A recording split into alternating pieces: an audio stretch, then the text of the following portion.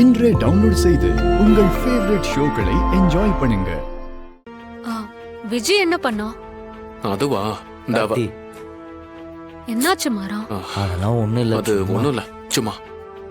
கார்த்தி, இப்ப நான் இந்த கடையோட பார்ட்னர். உங்க ஃபேமிலில ஒரு ஆளுன்னு சொல்லிருக்கீங்கல்ல?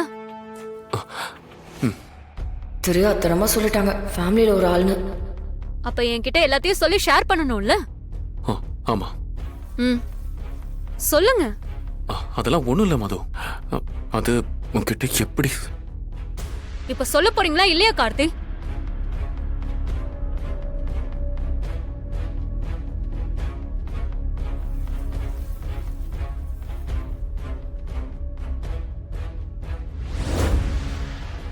ஏய் ஏய் மது, என்ன நீ உன் பார்வையிலேயே கடையை எரிச்சிருவ போல.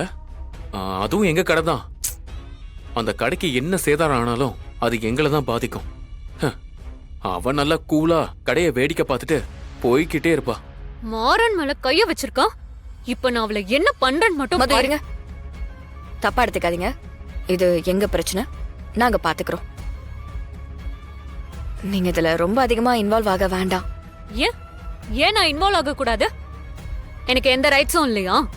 மாறன் என் ஃப்ரெண்டு தான். அவனுக்கு ஒரு பிரச்சனைனா நான் வந்து நிக்க கூடாதா?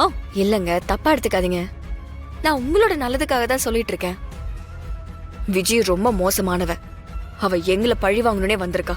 அவ எப்போ என்ன யோசிப்பான்னு எங்களுக்கு ஓரளவுக்கு தெரியும். நாங்க அவளை எதிர்த்து சண்டை போட்டுக்கிறோம். நீங்க புது ஆளு, வெளி ஆளு, கல்யாணம் குடும்ப குட்டின்னு செட்டில் ஆகணும்ல. அவ விஷயத்துல நீங்க தலையிடாதீங்க. அப்புறம் உங்களுக்கு ஏதாவது அசம்பாவிதம் ஆயிடுச்சுன்னா அந்த இழப்பை எங்களால ஈடு கட்டவே முடியாது. நீங்க கொஞ்சம் தள்ளி இருக்கிறது நல்லது. வீரா சொல்றது சரி. அவ எங்க குடும்பத்தை பகையா பாக்குறா. நீ பிசினஸ்க்காக வந்திருக்க.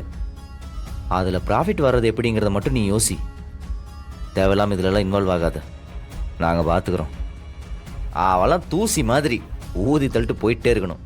ஆமா, நீ வீரா என்ன சொன்னாலும் அவங்களுக்கு சப்போர்ட் பண்ணி தான் பேசுற.